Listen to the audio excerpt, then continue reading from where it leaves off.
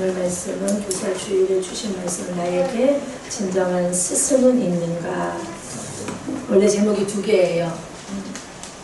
나에게 진정한 스승은 있는가, 그리고 나는 누군가의 진정한 스승인가 라는 두 가지 제목으로 오늘 나누는 본문입니다. 교독하시고 마지막 절 합독할 때 제가 먼저 하나님 말씀 신약성경 고린도전서 4장 14절 받들어 봉독함으로 교독해 올립니다. 내가 너희를 부끄럽게 하려고 이것을 쓰는 것이 아니라 오직 너희를 내 사랑하는 자녀같이 권하려 하는 것이라. 그리스도 안에서 일만 스승이 있으되 아버지는 많지 아니하니 그리스도 예수 안에서 내가 복음으로써 너희를 낳았습니다. 그러므로 내가 너희에게 권하노니 너희는 나를 본받는 자가 되라. 이로 말미암아 내가 주 안에서 내 사랑하고 신실한 아들 디모데를 너희에게 보내었으니 그가 너희로 하여금 그리스도 예수 안에서 나의 행사 곧 내가 각처 각 교회에서 가르치는 것을 생각나게 하리라. 어떤 이들은 내가 너희에게 나아가지 아니할 것 같이 스스로 교만하여 졌으나 주께서 허락하시면 내가 너희에게 속히 나아가서 교만한 자들의 말이 아니라 오직 그 능력을 알아보겠으니 하나님의 나라는 말에 있지 아니하고 오직 능력에 있음이라. 너희가 무엇을 원하느냐 내가 매를 가지고 너희에게 나아가랴. 사랑과 온유한 마음으로 나아가랴. 아멘. 이 시간 저도 바울의 마음처럼 사랑과 온유한 마음으로, 애틋한 마음으로 말씀을 가지고 여러분 가까이 찾아갈 줄 믿습니다. 네. 오늘은 교사 주일입니다. 제목이 두 개라고 그랬어요. 나에게 진정한 스승은 있는가, 그리고 또 하나는 나는 누군가에게 진정한 스승이 되어져 가고 있는가라는 이 말씀으로 여러분들에게 은혜가 되어졌으면 참 좋겠습니다. 우리 한번 마음을 열 겸 또 가벼운 마음으로 우리 서로 눈을 반짝반짝, 손을 반짝반짝 서로 인사합시다. 예수님의 이름으로 사랑하고 축복합니다. 사랑하고 축복합니다.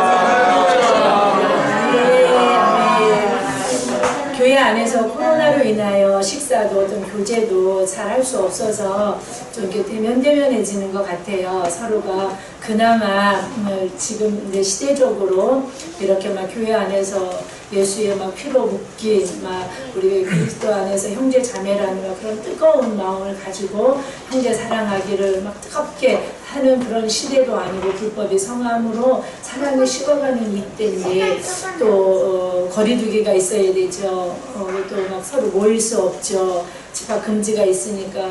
그러면서 그냥 서로가 그냥 형식적으로 어떤 마음에 그래 그냥 이게 좋아 더 그냥 와서 그냥 인사하고 가서 내 살고 그래도 구원을 받았으니까 교회 주일은 또 와서 예배는 드려야 되고 막. 근데 그런 시대를 살아가면서 여러분들이 그런 문구가 있더라고요. 몸은 멀어도 마음만은 가까이 하는 그런 은혜가 저와 여러분 속에 서로가 있고 예수 그리스도의 이름으로 서로 잘 무난하시고 또 나눌 수 있는 그런 나눔의 시간들을 각자 가지실 수 있는 그런 시간들이 되었으면 참 좋겠습니다. 아멘. 자, 오늘도 오늘 본문을 저희가 간단하게 또 설명을 요약을 해본다면 이렇습니다.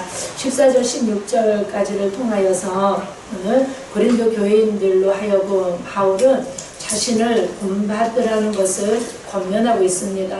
그래서 14절에 보면 분열에 대한 글을 쓰는 것을 내가 너희들에게 책망함으로 부끄럽게 하기 위해서가 아니라 오직 고린도 교회 성도들을 사랑하는, 그래서 자녀처럼 여기는 마음으로 권면함으로 말미암아 내가 이 글을 쓰고 있다라고 사도 바울은 밝히고 있습니다. 그리스도 안에서 일반 스승은, 많은 스승은 있으나 아비의 마음으로 이렇게 성도들을 양육하고 말씀을 가르치는 자는 많지 않다는 것을 말씀하면서 자신은 일만 스승의 하나가 아니라 아비의 마음으로 고린도 교회 성도들에게 지금 편지를 쓰고 있고 말씀으로 권면하고 있다는 것을 밝히고 있습니다.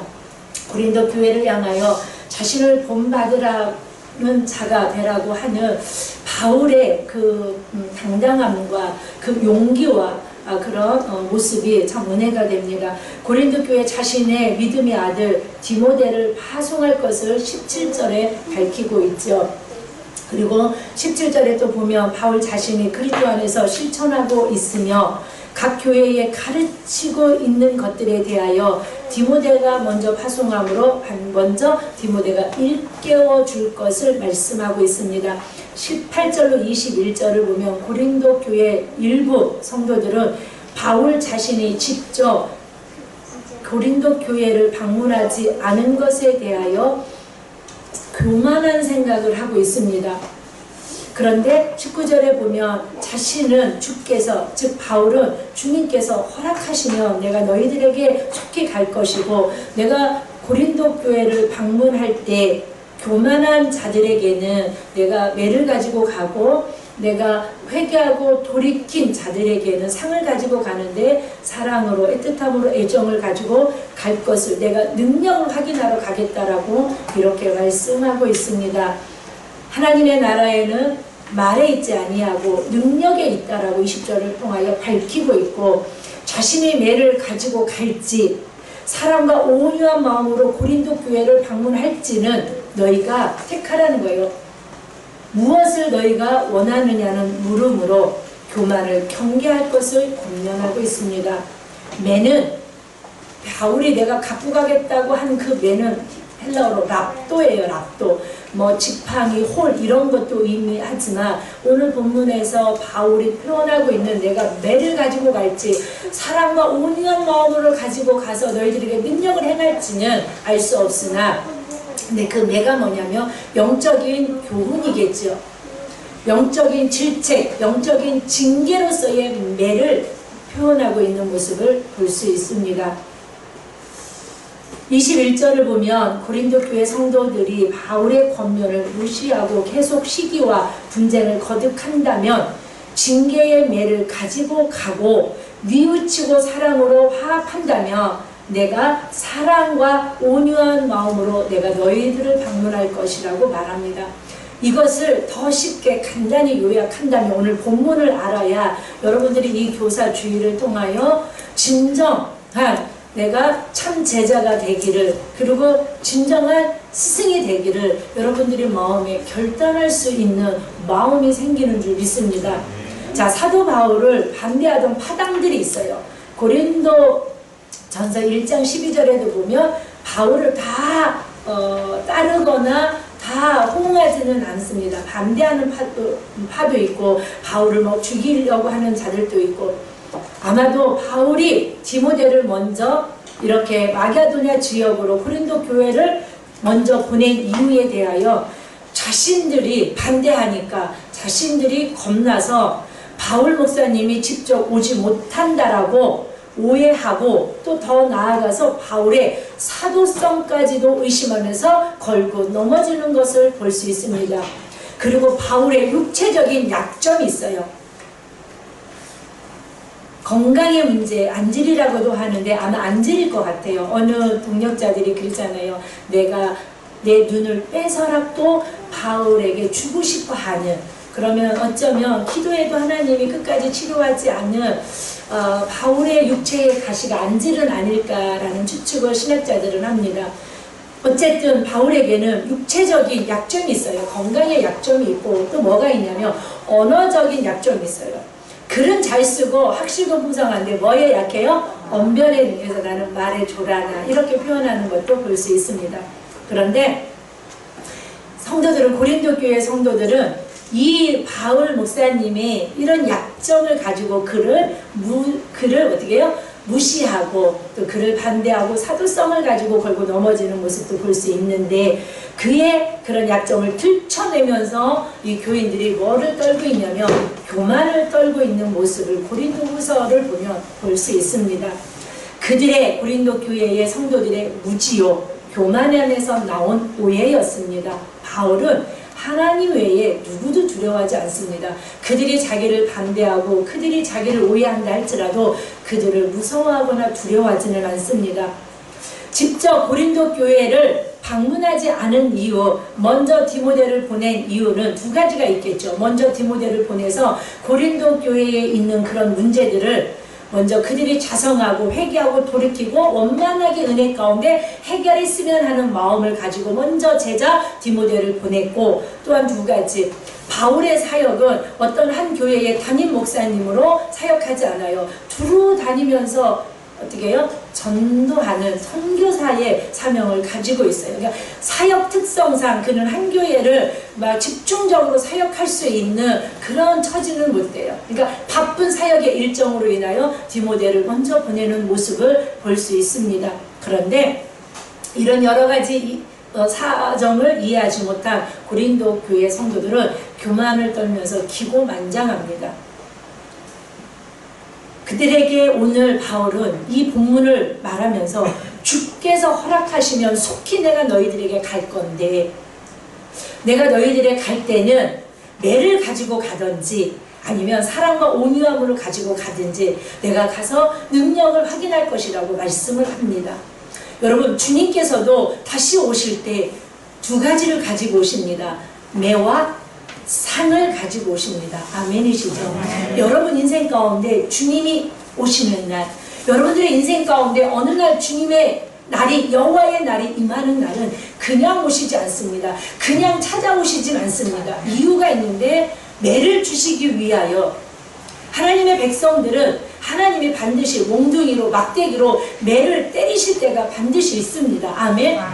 그리고 하나님의 백성들은 하나님이 찾아오셔서 복을 주시는, 즉 상을 주시는 때가 있다는 것을 우리는 기억하십시오. 주님께 여러분들이 선을 행하고 말씀대로 살다가 여호와의 날이 임하는 그날 주님이 찾아오셔서 여러분들에게 상으로 복을 주시고, 아멘. 그런 은혜의 날이 있기를 축복합니다. 주님이 기다리다 기고만장하고 교만 떨다가 주님이 매를 가지고 오시는 징계의 날을 맞이하지 않으실 수 있는 은혜가 여러분 속에 있기를 축복합니다. 바울은 기회를 주는 거예요. 주님의 마음은 우리들에게 끊임없이 기회를 주시는 거예요. 아멘. 돌이켜야지, 자성해야지, 회개해야지, 돌아와야지. 아멘. 사랑하는 여러분, 오늘 그래서 14절에 바울 목사님은 고린도 교회 성도들에게 내가 이 편지를 쓰는 것은 너희를 부끄럽게 하는 목적이 아니야. 내가 너희들을 막 책망만 하고 혼내려고 이 말을 하고 이 편지를 쓰는 것이 목적이 아니야. 내가 사랑하는 자녀같이 너희들을 권면하기 위하여 아버지의 마음으로, 아비의 마음으로 내가 이 편지를 쓴다라고 밝히고 있습니다. 저도 이 마음으로 오늘 이 설교를 하고 있습니다. 오해하지 마시고, 여러분들도 데살로니가 교회 성도들처럼 사람의 말로 듣지 아니하시고 하나님이 내게 주신 말씀, 나를 살릴 생명의 말씀으로 받아 마음에 새기고, 지혜자의 말씀이 여러분들의 심령을 찌르는 생명의 말씀이 되어 고칠 것이 고쳐지고 변화될 것이 변화되어지는 새롭게 되는 역사가 오늘도 말씀 속에 열매로 있어지기를 축복합니다. 15절 말씀처럼 실제로 고린도 교회 성도들은 바울 목사님의 전도를 통해 예수 믿고 영생을 받은 자들입니다. 그러니까 영적으로는 바울이 아버지고 성도들은 바울의 영적 자녀들인 것입니다. 그쵸? 15절에 보니까 그러므로 내가 너희에게 권하노니 너희는 나를 본받는 자가 되라 라고 말하면서 15절에 이렇게 내가 너희들에게 말하는 데 있어서는 그리스도 안에서 일만 스승이 있으되 아버지는 많지 아니하니 그리스도 예수 안에서 내가 복음으로서 너희를 낳았도다 라고 말해요. 그러니까 고린도 교회는 바울이 낳은 바울의 영적인 자녀들이고, 고린도 교회 성도들에게 바울은 영적인 아버지, 영적인 스승이라는 말씀이에요. 그래서 16절에 너희는 나를 본받는 자가 되라. 아멘. 자, 저도 소원하고 여러분들도 소원해야 될 것이 뭐냐면, 여러분들이 가르치는 제자가 있다면, 여러분들이 가르치고 양육하는 자녀가 있다면, 여러분들이 바울처럼 이런 고백을 자신만만하게 고백할 수 있는 그런 은혜가 있기를 축복합니다. 나를 본받는 자가 돼. 나처럼 예수 믿어. 아멘. 이게 무슨 뜻이냐면, 바울은 고린도 교회 성도들에게만 이 말을 하진 않아요. 갈라디아서, 빌립보서, 데살로니가 전후서를 통하여서 언제나 너희도 나와 같이 되기를 구하고, 형제들아 너희와 함께 나를 본받으라. 우리와 주를 본받은 자같이 되었으니 어떻게 우리를 본받아야 할지를 너희가 스스로 아나니. 바울은 자기를 본받아야 될 것들을 끊임없이 선언하고 있고 고백하고 있어요. 여러분, 어떤 부모가 자식한테 야, 엄마처럼만 살아, 아버지처럼만 살아 말할 수 있어요, 없어요? 저도 없고 우리도 쉽지 않아요. 엄마처럼만 교회 다녀, 엄마처럼만 기도해, 엄마처럼만 신앙생활해, 엄마처럼만 예배해 라고 고백할 수 있는 은혜와 믿음 있기를 축복합니다. 이게 뭐냐면 얼핏 들으면 사도 바울 선생님의 선교사님이고 목사님이시죠. 교만한 듯 보일 수 있습니다. 그러나 바울은 이 말을 하는 건 스스로 완전하고 흠이 없다는 자신감에서 나온 권면이 절대 아닙니다. 교만한 권면이 아니라는 거예요. 바울은 다만 자기를 부르신 예수님을 위하여 누구보다도 너무나 많은 희생과 수고와 애씀과 눈물과 핍박과 매를 맞고 나를 본받는 자가 되라는 1차적인 의미는 뭐냐면 너희들도 예수 믿기 위하여 정말 복음으로 잉태된 하나님의 자녀라면 예수 믿을 때 받는 고난 받아야 돼. 나처럼 받아야 돼. 아멘. 너희가 영생을 얻은 천국 시민이라면, 하나님의 자녀라면 말씀대로 살아가기 위한 고난, 환난, 핍박, 매맞음, 굶주림 받아야 돼. 아멘. 나는 예수를 만나고 예수를 위하여 누구보다도 많은 성경이 증명하고 있잖아요. 아멘. 이 바울의 선언에 성경은 누구도 반박하지 못하고 있습니다. 하나님이 인정하시고 하나님이 맞다는 것입니다. 나처럼 수고해야 돼. 나처럼 핍박받아야 돼. 아멘. 여러분들의 자녀들에게, 여러분들이 가르치는 누군가에게 제자가 있으십니까?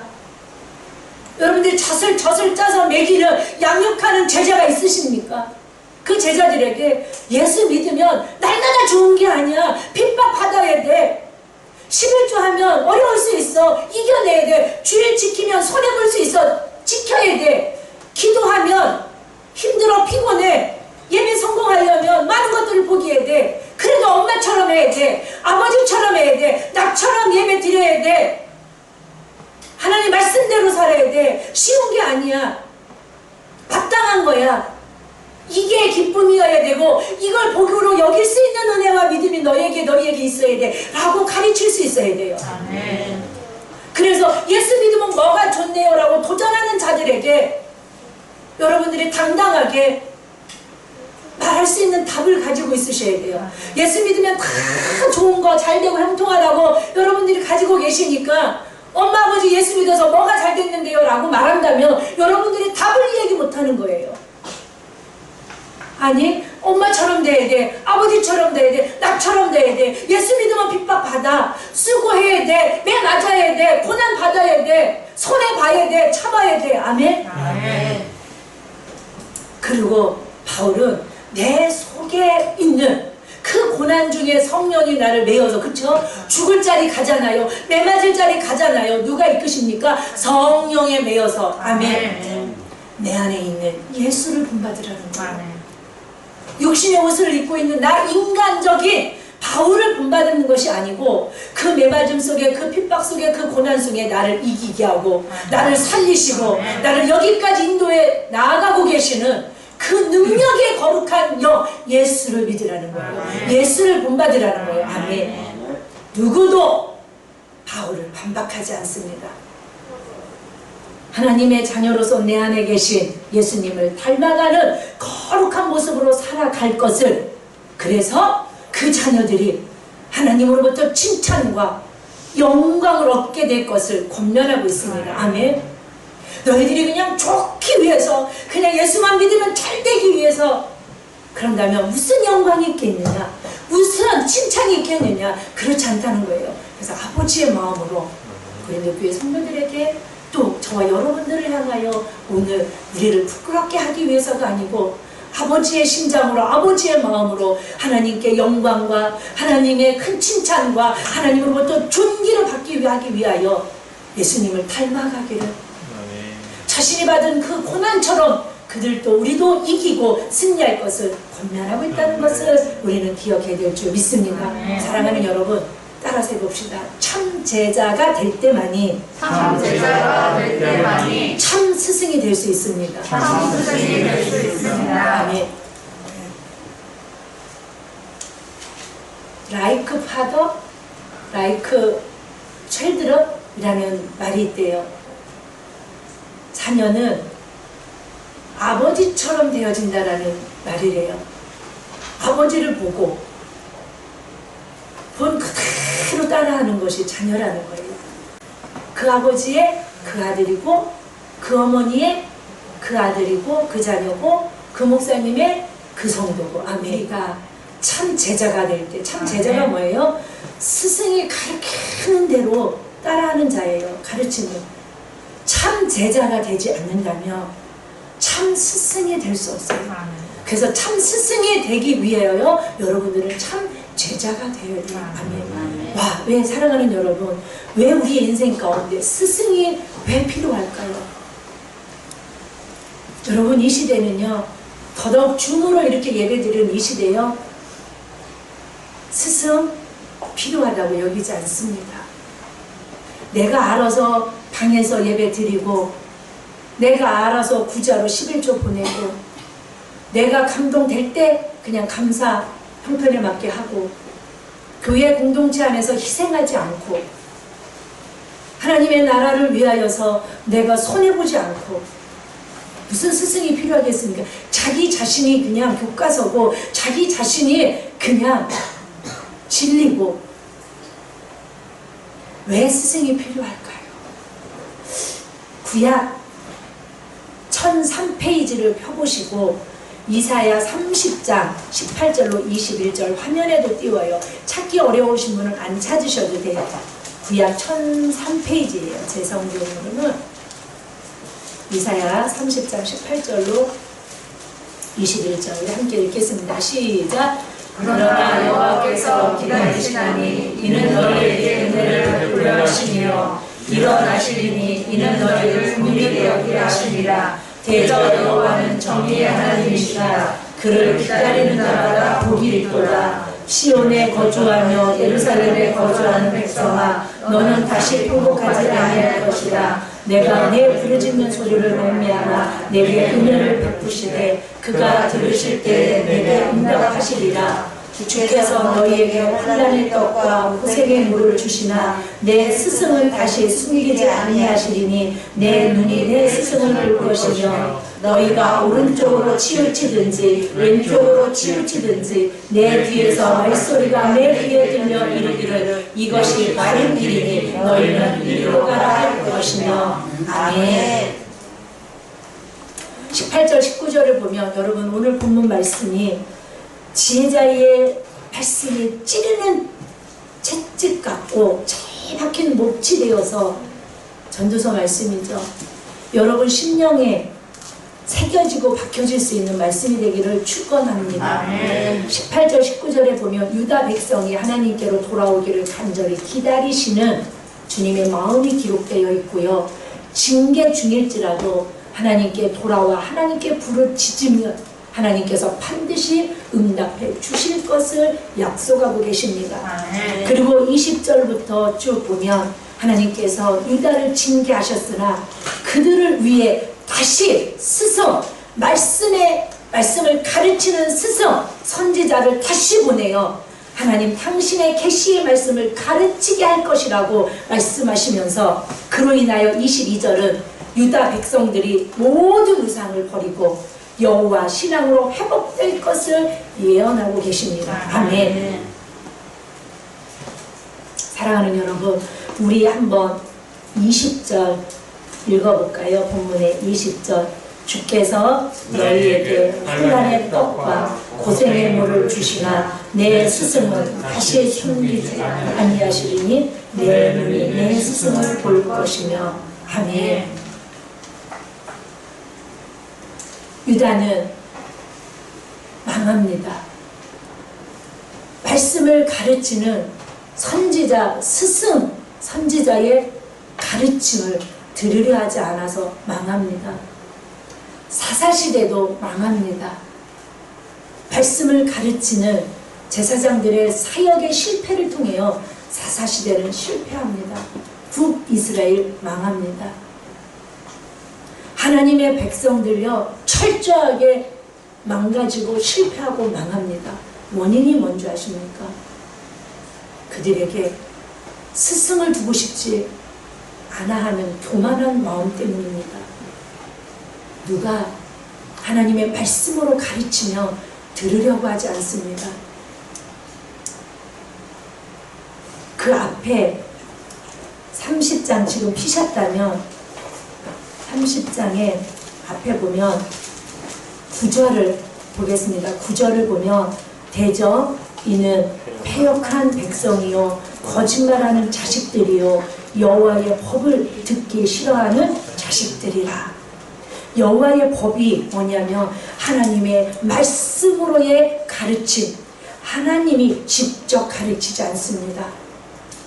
끊임없이 죽어도 또 보내는 선지자들을 통하여 하나님의 말씀으로 하나님의 백성을 가르치십니다. 그런데 하나님의 백성들이 하나님의 말씀의 가르침을 듣는 것을 뭐합니까? 싫어합니다. 심히 싫어합니다. 이 시간에도 마찬가지고요. 설교 시간에도 마찬가지고요. 여러분 제가 사역을 잘 안 하려는 이유, 권면을 잘 안 하려고 하는 이유도 마찬가지. 누구도 잘 들으려고 하지 않습니다. 쓴소리 들으려고 하지 않습니다.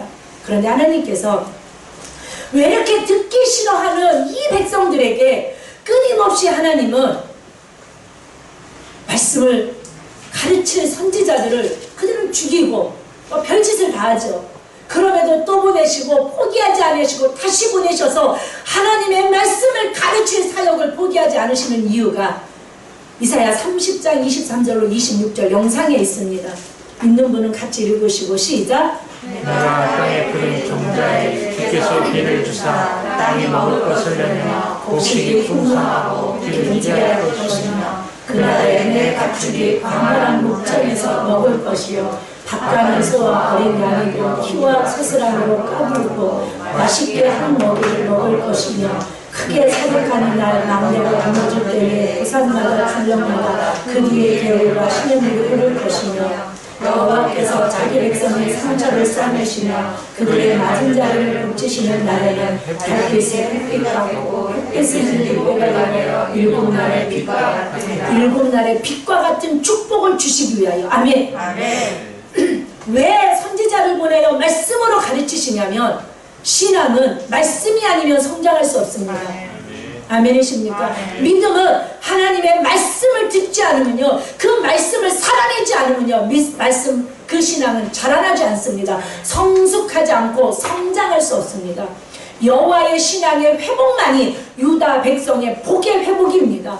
너희가 회복하면 내가 다시 너희들의 환난의 떡 고생의 물을 먹을지라도 즉 고난의 때에 내가 너희들에게 스승을 숨기지 않는 것이 너희들에게 영적인 은혜야. 아멘. 여러분 인생의 고난 중에 어려운 중에 우리는 인생을 살아갑니다.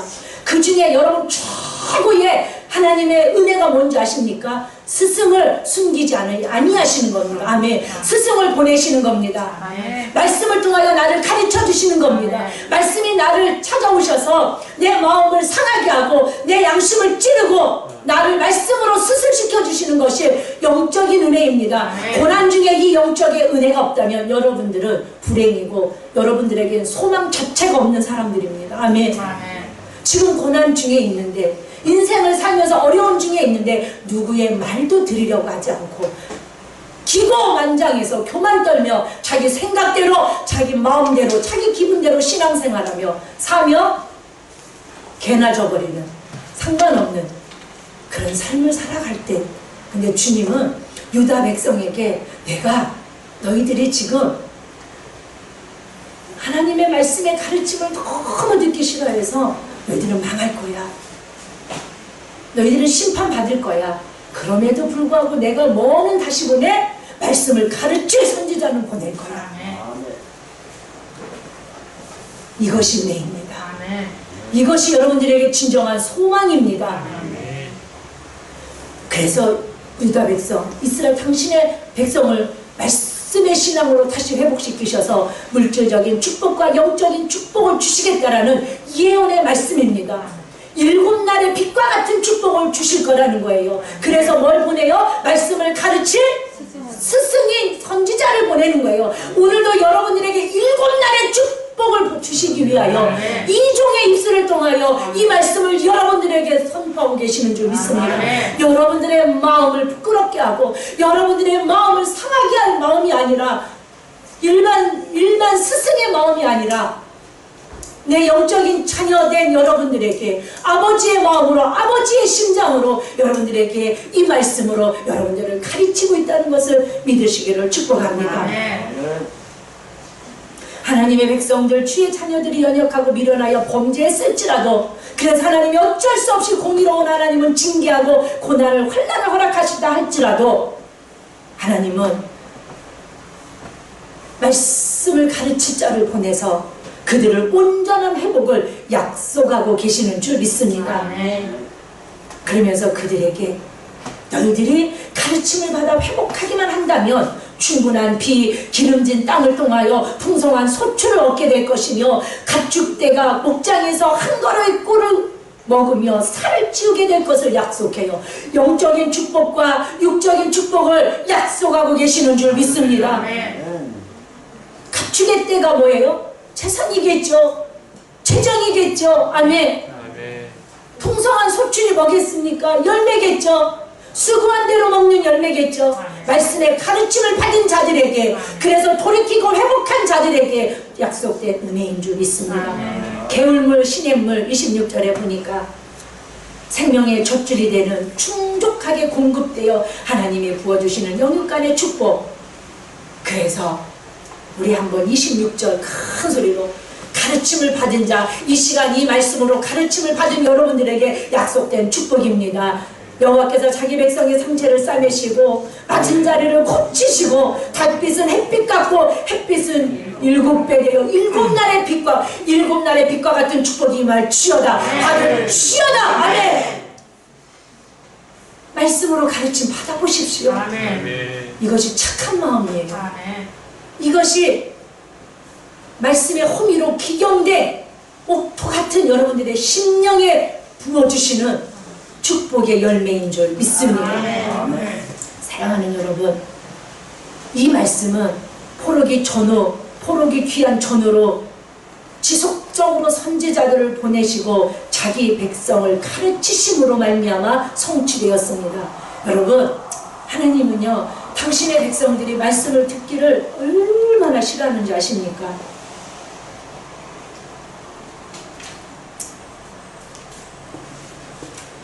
아까 이사야 30장 9절 영상으로 제가 띄워봤어요. 한번 읽어볼게요. 시작. 대저 이는 폐역한 백성이요 거짓말하는 자식들이요 여호와의 법을 듣기 싫어하는 자식들이라. 아멘. 듣기 싫어하죠. 우리 한번 10절 11절 얼마나 듣기 싫어하는지 여러분들의 한번 오른손을 마음에 한번 이렇게 넣어보시고 그리고 10절 11절을 읽으시면서 혹시 나는 이 정도로 하나님의 말씀의 가르침을 듣고 싶어 하진 않는 모습이 나 있진 않을까. 10절 11절 시작. 그들이 선지자들에게 이르기를 선견하지 말라. 선지자들에게 이르기를 우리에게 다른 것을 보이지 말라. 우리에게 부드러운 말을 하라. 거짓된 것을 보이라. 너희는 바르기를 보느며 석병에서 돌이키라. 이스라엘의 거룩하신 신의 우리 앞에서 떠나시게 하라. 자, 풀어줄게요. 선지자들이요 계속 끊임없이 말씀을 보내요. 하나님의 말씀으로 가르치는 선지자들이요 우리에게 더 이상 하나님의 말씀 전하지 마시오. 바른 말, 옳은 말 하지 마시오. 뭐라고 말하고 싶거든, 혹시 우리들에게 말하고 싶거든 내 귀에 내 마음에 거스리고 꺼리끼는 말은 하지 마십시오. 내 귀에 듣기 좋은 말, 부드러운 말만 해주십시오. 축복의 메시지만 전하십시오. 칭찬의 말만 전하십시오. 내 마음에 듣고 즐겁고 내가 들어서 기쁜 말만 해주십시오. 쓴소리, 약이 되는 소리, 내가 살소리 같은 거 필요 없습니다. 옳고 그른 것과 상관없어요. 여러분, 제가요 뻥치고 과장한다고요? 여러분 읽어보시고 또 읽어보시고 언어를 찾아보시고 한번 보십시오. 옳고 그른 거 상관없습니다. 그저 부드러운 말, 내가 얼마나 목사님 힘든데요, 내 지금 형편이 얼마나 내가 지금 내 마음이 찢기고 힘든데요, 나를 세워주시고 칭찬해주시고 부드러운 말 잘했다 해도 내가 지금 신앙생활을 잘할까 못할까인데 뭘 무슨 말로 나를 가르치시고 무슨 말을 권면하시고 뭘 어떻게 더 잘하라고요. 최선입니다. 지금 나 하나의 신앙 건드기 유다 백성이에요. 내 귀에 부드러운 말, 옳고 그른 건 상관없다는 거예요. 살소리 필요 없다는 거예요. 쓴소리, 약이 되는 소리 필요 없다는 거예요. 그냥 내 귀에 듣기 싫으니까, 내 마음에 꺼리끼니까, 내 마음 상하니까, 제가 사역을 해보니까요, 누구도 다 거의 비슷해요. 서운해하고 시험 들고 안색 변하고. 그래서 저도 용기가 없어서 살소리를 잘 못하고 약이 되는 소리를 잘 못하고 쓴소리를 잘 못하고 진정한 스승으로 살아내지 못하고 있습니다. 여러분들이 쓴소리, 약이 되는 소리, 살릴 소리를 들을 수 있는 참 제자가 되셔야 여러분들도 누군가에게 참 스승이 되어줄 수 있어요. 자녀에게 진정한 스승이 되어줄 수 있고요, 여러분들에게 모건들에게 참 스승이 되어줄 수 있습니다. 잠언서 6장 23절을 한번, 대저 명령은 등불이요 법은 빛이요 훈계의 책망은 곧 생명의 길이라.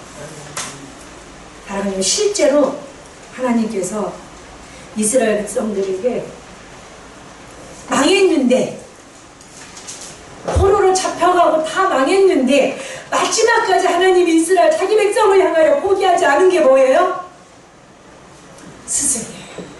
말씀을 가르칠 스승, 선지자는 하나님이, 나라가 망했어요, 북이스라엘이 망했어요, 남유다가 망했어요, 포로로 잡혀갔어요, 다 망했어요. 그런데도 끝까지 하나님이 당신의 백성을 향하여 포기하지 않은 단 하나가 뭐예요? 가르침이에요. 뭐를 향한? 말씀을 통한 하나님의 법을 가리키고. 자, 그 이유가 뭘까요? 왜 이렇게 할까요? 그냥 구원 받았으면, 야고보서 1장 18절에 이렇게 말씀합니다. 시작. 그가 그 피조물 중에 우리로 한 천열매가 되게 하시려고 자기의 뜻을 따라 진리의 말씀으로 우리를 낳으셨느니라. 아멘. 사랑하는 여러분, 왜 이렇게까지 하나님이 마지막에, 하나님이 다 망했는데도 뭐 에레미야, 에스겔, 하박국, 학개, 스가랴, 말라기 망해가는데도, 망했는데도, 포로로 잡혀갔는데도 하나님은 말씀의 교육을 포기하지 않으시고 선지자를 계속 배출, 막 쏟아지게 하시는 거예요. 망해가면 갈수록 선지자가 더 나오는 거예요. 그 이유가, 너희는 내 백성인데 언약적 백성이야. 너희들은 DNA가 말씀이야. 아멘. 우리는 장로님과 가람이는 혈연적 관계로 DNA야, 아버지 DNA가 흐르고 있어요. 아멘. 근데 우리는 DNA가 육신의 아버지의 피가 아니에요. 우리의 영적 DNA는 진리요, 말씀이고 복음인 줄 믿습니다. 그래서 하나님의 백성은, 하나님의 자녀인 저와 여러분들은 하나님의 말씀이 아니면 살 수 없습니다. 아멘. 왜요? 말씀으로 우리가 잉태되었기 때문에, 진리로 하나님의 자녀가 되었기 때문에, 복음으로 디모데를 육신의 아들이 아닌 영의 아들로 낳았다라고 바울이 고백한 것처럼, 저와 여러분들은, 이게 여러분들이 육적인 동의가 아니고 지식적인 동의가 아니고 영적인 동의로 믿어져서 말씀을 가까이 하시고 하나님을 가까이 하시고 말씀대로 살아가는 것이 여러분들에게 고난일지라도 복이 된다는 것을 믿고 살아가시기를 축복합니다. 죄에 대하여 지적하지 말고 충고도 하지 말고 경고도 하지 말고 아예 책망이나 심판의 메시지는 전하지 말라라고 이사야 선지자를 통하여 이스라엘 백성들의 그 기고만장한 교만함을 고발하고 있습니다. 악을 행하고 범죄하고 말씀대로 살지 않고 패역한 자들에게 충고, 책망, 경고, 가르침 없이는 그 영혼을 살릴 수 없습니다.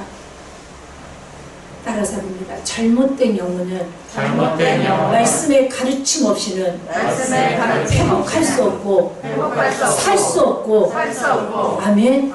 믿어지십니까? 하나님의 말씀의 가르치심을 성령이 친히 스승되셔서 우리를 말씀으로 가르치실 때 회복할 수 있는 은혜가 저와 여러분 속에 있기를 축복합니다. 지금 유다 백성들은 이사야 30장을 통하여 죄를 지적하고 경고와 책망의 말씀을 전하는 선지자들, 즉 하나님이 보내신 스승의 말씀의 가르침을 들으려고 하지 않고 오히려 거부하고 지식이 없어 망합니다. 하나님을 아는 지식, 하나님이 어떤 분이신지, 내 존재가 어떤 존재인지, 내 정체성이 어떤 존재. 여러분, 우리의 정체성은요, 우리의 부르신 목적은 예배자로 부르셨어요. 말씀대로 살아가는 예배자로 살아가는 것이 여러분들의 삶의 이유입니다. 여러분들의 삶의 목적입니다. 여러분들의 삶의 정체성입니다. 여러분들의 삶의 본질입니다. 내 마음대로 살으라고 그리스도인 되지 않았어요. 여러분들이 그리스도인인데 내 감정, 내 생각대로 살고 있다면 여러분들은 참 그리스도인이 아니실 수 있다는 것을 스스로 말씀을 비춰서 성령의 조명하심에 따라 스스로 분별하실 수 있기를 축복합니다. 아멘. 사랑하는 여러분, 이들은 그냥 내버려 두라는 거예요. 내 마음대로 신앙생활 할 테니까 그냥 아무것도 이 선지자들이요 옳고 그른 거 내게 가르치지 말라는 거예요. 내버려. 따라서 합니다. 가장 불행한 신앙은 하나님도 내버려 두고 목장도 내버려 두고 목사님도 내버려 두는 신앙입니다. 네, 그냥 다 내버려 두는 거예요. 알아서 하겠지. 가장 행복한 신앙은 하나님도 개입하시고 목장도 개입하시고 내버려 두는 게 그냥 내가 알아서 내 신앙하는 게 복 같으죠? 불행한 겁니다. 개입하시고 간섭받는 신앙 되시기를 축복합니다. 그것을 복이라고 은혜라고 깨달으실 수 있는 지혜가 이 시간 여러분들에게 있기를 축복합니다. 오늘 말씀을 여기서 마치고 싶습니다. 사무엘상의 2장 17절을 보면 엘리 제사장의 두 아들이 멸망당하는 화면은 띄어놔보셔요. 그들은 제사를 멸시합니다. 제사에 실패하고 예배자의 실패로 살아갑니다. 근데 그 이유가 뭐냐면 엘리 제사장 아버지가 바르게 가르치지 않아요. 사무엘상 2장 17절 보면 소년들의 죄 엘리와 흠니아스죠, 비느하스죠. 죄가 여호와 앞에 신이 크면 그들이 여호와의 제사를 멸시, 예배를 함부로 드려 지 맘대로 드려요. 하나님이 막 하나님께 드린 죄를 마음대로 하고 회막문에서 수종드는 여자들과 동침하고 지 맘대로 예배 드립니다. 드리고 싶으면 드리고요, 안 드리고 싶으면 여러분 따라서 합니다. 예배의 성공이 인생의 성공입니다. 여러분들도 믿으시고 여러분들도 그런 신앙 여러분 자녀들에게 그렇게 가르칠 수 있기를 축복합니다. 엘리 제사장의 두 아들은 예배의 실패자입니다. 인생의 실패자로 살아갑니다. 그 이유가요, 왜 처음에 엘리고 그 아들들이 예배를 마음대로 드렸을 때 혼냈어요. 야, 내가 소문에 들으니까 몰랐어. 소문을 듣고 알았어. 예배 잘 드리는 줄 알았어요. 제사 잘 드리는 줄 알았어요. 제사장으로. 그런데 소문을 듣고 보니까 엉터리야. 막 재물 빼내고 하나님께 드릴 거 지들이 먼저 먹고 막 여인들과 동침하고 내가 소문을 들으니까 야 너 예배 못 드린다더라 라고 혼냈겠죠. 교훈했겠죠. 말씀으로 가르쳤겠죠. 근데 그들이 들으려고 합니까? 듣기를 싫어합니까? 듣기를 신이 싫어합니다. 그랬을 때 더 가르쳐야죠. 바울처럼 하나님처럼 매를 들어서 가르쳐야죠. 징계의 교훈으로 말씀의 매로 아멘. 영적인 매로 가르쳐야죠. 될 때까지 가르쳐야죠. 그런데 가르치지 않는 이유를 사무엘상 2장 29절은 내 아들들을 나보다 더 중히 여기며 혼내기 아까워. 보기도 아까운 자식을 어떻게 때려. 내 자식 마음 상하는데 어떻게 혼내. 결국은 홈리 비나스 어떻게 됩니까? 죽습니다. 죽은 게 저주가 아니에요. 전쟁에 나가서 죽는 게 죽음은 성도의 죽음은 복입니다. 존귀하게 보십니다. 아멘. 죄로 인해 죽은 것이 저주입니다. 아멘. 그들은 죄 짓다. 근데 그들이 돌이킬 수 없는 게 뭐예요? 아버지가 안 가르쳐. 부모가 안 가르쳐. 스승이 없어요. 여러분들에게 누가 스승이 되어주십니까? 나를 괴롭히는 목장, 나를 괴롭히는 사역자들, 나를 괴롭히는 목사님. 아, 진짜 나에게 스승을 숨기지 아니하시는구나. 나에게 영적인 은혜가 나에게 있구나. 아멘. 아멘. 감사로 받으실 수 있는 마땅히 하나님 자녀가 가야 될 그 길, 살아가야 되는 살 길을 말씀으로 가르쳐 주시는 이 설교와 이 메시지를 복이라고 여기실 수 있는 은혜가 여러분 속에 있기를 축복합니다. 스승이요, 파이다 고구스라는 뜻을 가지고 있어요. 파이다 고구스, 소년들의 안내자요, 보호자 역할을 하는, 영어로는 티처예요. 티처. 진짜로 말씀으로 하나님이요 직접 우리 말씀으로 안 가르치신다니까요. 선지자를 보내셔서 성령으로 스승이 되셔서 가르침을 받는 것을 깨닫게 하시고 알게 하시지만 하나님 오셔서 너 앉아봐 라고 가르치지 않아요. 말씀 사역자들을 통하여 설교를 통하여 읽고 듣고 보는 말씀을 통하여 신이 티처들을 통하여 스승을 통하여 우리들에게 말씀을 가르치시는 줄 믿습니다. 우리 갈라디아 6장 6절만 읽고 기도하기를 원합니다. 갈라디아 시작. 가르침을 받는 자는 말씀을 가르치는 자와 모든 좋은 것을 함께하라. 아멘. 여러분들 진정한 참 제자가 될 때만이 스승과 좋은 것을 같이 할 수 있습니다. 아멘. 지금 스승의 나를 통하여 조금 쓴소리가 될 수 있고 부드럽고 온유한 소리가 아닐 수도 있지만 바울이 말한 것처럼 내가 너희들에게 나아갈 때 너희들이 돌이키고 회개하고 그리고 너가 변화되고 너희들이 그 교만이 깨진다면 내가 너희들에게 매로 가지 아니하고 온유와 사랑으로 애틋한 마음을 가지고 내가 너희들에게 찾아갈 것을 말씀하신 것처럼 여러분들이 이 말씀을 듣고 말씀 앞에 제자화가 되고 그래서 말씀으로 스승이 되어졌을 때 이사야 30장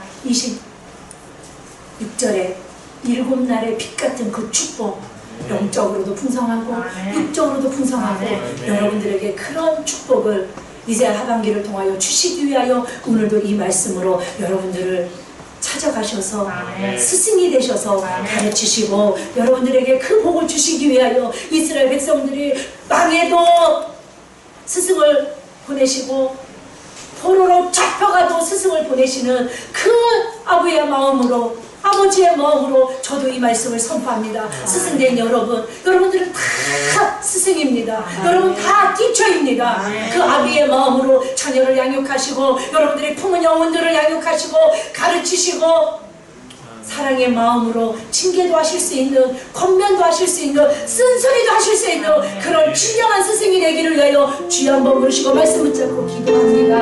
주님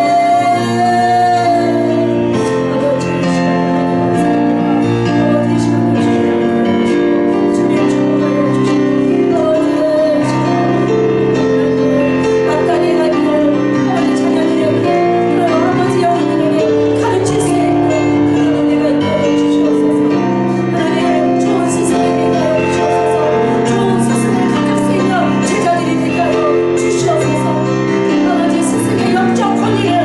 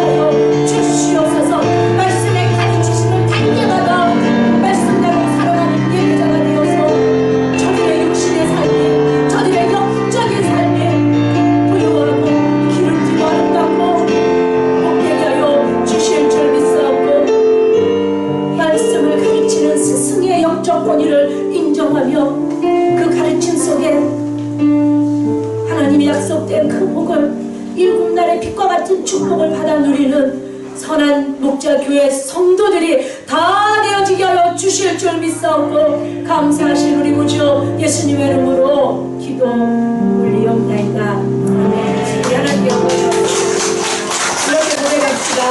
오늘도 말씀으로 가르쳐 주셔서 성령님 감사합니다. 감사합니다.